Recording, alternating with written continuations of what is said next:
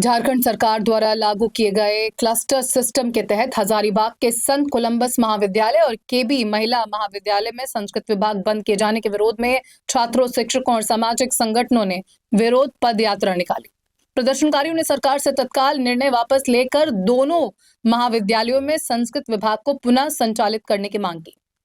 पदयात्रा में शामिल छात्रों और शिक्षकों ने कहा कि केबी महिला महाविद्यालय में सबसे अधिक संस्कृत के विद्यार्थी अध्ययनरत हैं, जबकि इसके बाद संत कोलंबस महाविद्यालय में संस्कृत के छात्रों की संख्या सबसे अधिक है। ऐसे में इन दोनों महाविद्यालयों से संस्कृत विभाग समाप्त किए जाने का निर्णय हजारों विद्यार्थियों के भविष्य के साथ खिलवाड़ है।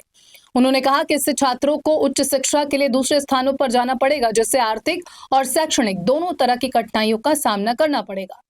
वहीं संस्कृत भारती के ओम प्रकाश गुप्ता ने सरकार के फैसले की कड़ी आलोचना करते हुए कहा कि यदि क्लस्टर सिस्टम लागू करना ही है तो ये सभी विषयों पर समान रूप से लागू होना चाहिए। केवल संस्कृत विभाग को बंद करना भेदभावपूर्ण है। उन्होंने आरोप लगाया कि सरकार का यह निर्णय संस्कृत भाषा और भारतीय संस्कृति के प्रति नकारात्मक सोच को दर्शाता है। उन्होंने कहा कि जब अन्य विषयों, विशेषकर उर्दू की पढ़ाई जारी है तो संस्कृत विभाग को बंद करना उचित नहीं है। ओम प्रकाश गुप्ता ने चेतावनी देते हुए कहा कि यदि सरकार जल्द ही अपने निर्णय पर पुनर्विचार कर संस्कृत विभाग को पुनः शुरू नहीं करती तो आंदोलन को और तेज किया जाएगा। साथ ही रांची में भी धरना प्रदर्शन किया जाएगा।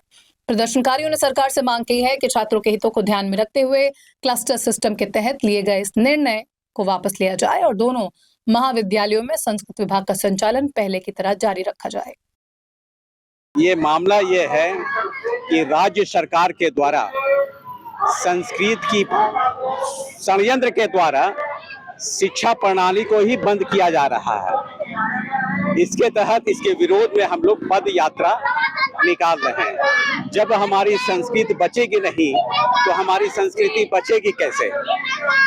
तो ये जो सरकार है, ये सनातन विरोधी सरकार जो है, ये क्या कर रही है? संस्कृत को ही, जो भारत की आत्मा हमारी संस्कृति और संस्कृति की आत्मा संस्कृत है, उसको विनष्ट करने के लिए ये सरकार षड्यंत्र के द्वारा हमारे शिक्षण संस्थानों में संस्कृत बंद करवाना चाहती है। एक तगमा देना चाहती है कि क्लस्टर के आधार पर पढ़ाई होगा, जबकि क्लस्टर के आधार पर उर्दू की शिक्षा हो रही है, गणित की शिक्षा हो रही है, भौतिक की शिक्षा हो रही है, हिंदी की शिक्षा हो रही है, अन्य भाषाओं की शिक्षा, लेकिन अपनी आत्मा पर प्रतिघात करना है, इसके लिए संस्कृत को मिटाना चाहते हैं। हमारे जितने भी संस्कृत के विभाग है उसको नष्ट करना चाहते हैं, बंद करना चाहते हैं। उसके विरोध में हम छात्र छात्रा मिल करके हम इस जो भारत की चेतना का आधार हमारी संस्कृति और संस्कृति की चेतना का आधार संस्कृत है, जो सनातन धर्म का आयाम है, मूल आधार है, उसको हम सुरक्षित करना चाहते हैं। इसके लिए हम लोग पद यात्रा निकाले हैं। मेरा नाम ओम प्रकाश गुप्ता, संस्कृत भारती। छात्रों पे बहुत ज्यादा असर पड़ेगा। हम लोग फिर कहाँ जाएंगे? हम लोग जो आशा उम्मीद लेके बैठे हुए हैं कि हम लोग को आगे जॉब मिलेगा, अगर संस्कृत विभाग ही बंद हो जाएगा तो फिर हम लोग आगे कहाँ जाएंगे? क्या करेंगे हम लोग आगे? अगर संस्कृत ही नहीं रहा तो हम लोग की संस्कृति कहाँ बचेगी? ना संस्कृत बचेगी ना संस्कृति बचेगी। इसलिए हम लोग का मांग एक ही है कि हम लोग को पुनः संस्कृत का जो है विभाग को चालू करे, और हम लोग की मांग बस सबकी मांग एक है, संस्कृत विभाग चालू करे ताकि सबका संस्कृति दोनों बच सके अच्छे पूर्वक। मेरा नाम गुंजन मेहता, मैं संत कोलंबा महाविद्यालय से द्वितीय समसत्र की छात्रा हूँ। संस्कृत केवल मेरे लिए भाषा मात्र तक ही सीमित नहीं है, ये हमारी अस्मिता की लड़ाई है, ये मेरी स्वतंत्रता की लड़ाई है, ये मेरी धर्म की लड़ाई है, ये मेरी सनातन की लड़ाई है। इसे केवल विद्यार्थी तक ही सीमित नहीं रहेगी आगे लड़ाई, ये आगे उससे भी आगे चली जाएगी। ये जन आंदोलन का रूप लेगा। यदि हमारा धर्म के ऊपर, हमारा स्वाभिमान के ऊपर, हमारी अस्मिता के ऊपर, हमारे अस्तित्व के ऊपर यदि खतरा आएगा तो सनातन धर्म अनुयायी जो है वो शांत नहीं बैठेंगे। मैं विद्यार्थी नहीं हूँ, मैं संस्कृत के लिए, उत्थान के लिए अपना जीवन लगाया हूँ। इस चेतना के लिए, इस आत्मा रूपी चेतना के लिए और वह सर्वस्व जीवन हम निछावर करने के लिए तत्पर मैं खड़ा हूँ। धन्यवाद।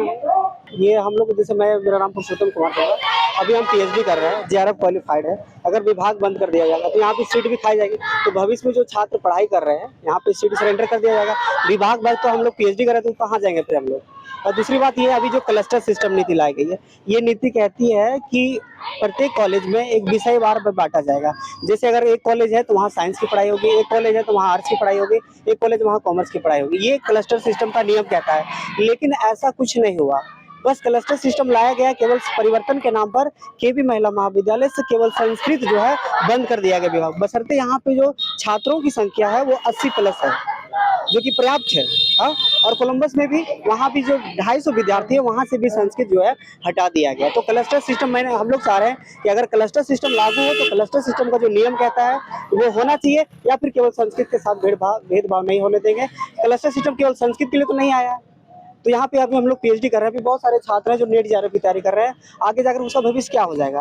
अब यहाँ पे कोलंबस से और केबी महिला महाविद्यालय से यहाँ से ग्रेजुएशन करके सारे विद्यार्थी जाते थे पीजी कर रहे हैं विनोबा यूनिवर्सिटी, और जो कि कॉमर्स यहाँ मार्कम कॉलेज वहाँ केवल संस्कृत विभाग है, वहाँ पे मात्र 25 विद्यार्थी पूरे ग्रेजुएशन में। तो इसका प्रभाव तो केबी वहाँ पे विभाग भी मेरा, वहाँ जो पीजी डिपार्टमेंट है उसका भी प्रभाव पड़ेगा, वहाँ पे छात्र भी कम जाएंगे और सारे कोई तो पीजी नहीं करते हैं।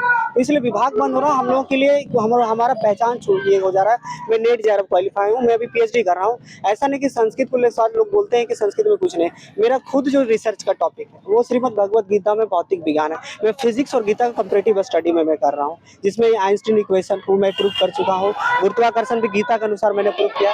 तो ये जो हमारा भारत का जो आधारभूत ज्ञान है, जिससे हमारा भारतीयता का पहचान होता है, उस भाषा को छीना जा रहा है। 1935 में एक शिक्षा अधिनियम लाई गई थी, जिसके थ्रू जो पश्चिमी सभ्यता की जो शिक्षा ज्ञान था उसको लागू किया जा रहा है। तो कहीं ना कहीं ये जो झारखंड सरकार की जो मंशा है वो संस्कृत को हटा करके यहाँ पर संस्कृत को छीन करके हम लोगों से प्रत्येक विभाग बंद कर दिया जा रहा है। तो उसका प्रभाव यही कि हम लोग की जो वास्तविकता पहचान है, हम लोग की जो वास्तविक पहचान उसको छीना जा रहा है। तो ये संस्कृत विभाग बंद होना हम लोगों के लिए बहुत बड़ी क्षति है।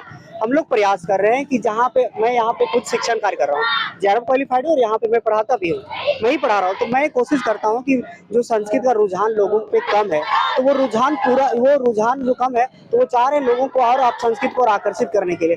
तो हम लोग अपने पढ़ाई के तरीके में अलग अलग तरीके से, मनोरंजन तरीके से, फिल्मी अंदाज में पढ़ाते हैं ताकि विद्यार्थी जुड़े इससे।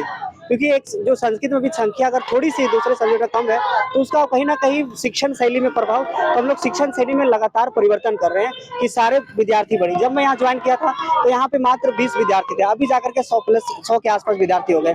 कोलंबस में 250 से 300 विद्यार्थी संस्कृत में, तो ये बहुत बड़ी है। तो लेकिन हम लोग प्रयास करें कि और विभाग खुले, लेकिन यहाँ विभाग बंद कर दिया जा रहा है। तो ये एक बहुत बड़ी क्षति है हम लोगों को। पद यात्रा के बाद अगर ये जो विभाग बंद किया गया वापस नहीं लिया गया और फिर से संस्कृत शिक्षा बहाल नहीं की गई महाविद्यालय में, तो क्या होगा? बिल्कुल हम लोग ये जन आंदोलन करेंगे, समाज के पास यूनिवर्सिटी में हम लोग भूख हड़ताल पर बैठेंगे, आवश्यकता पड़े तो हम लोग रांची भी जाएंगे, रांची में भी भूख हड़ताल बैठेंगे। सारे विद्यार्थियों को हम लोग बस बुकिंग करेंगे, जैसे भी जो माध्यम हो हम लोग रांची चलेंगे। जब तक विभाग नहीं चालू होगा हम लोग नहीं छोड़ेंगे। तो ये फिर हमारी ये है।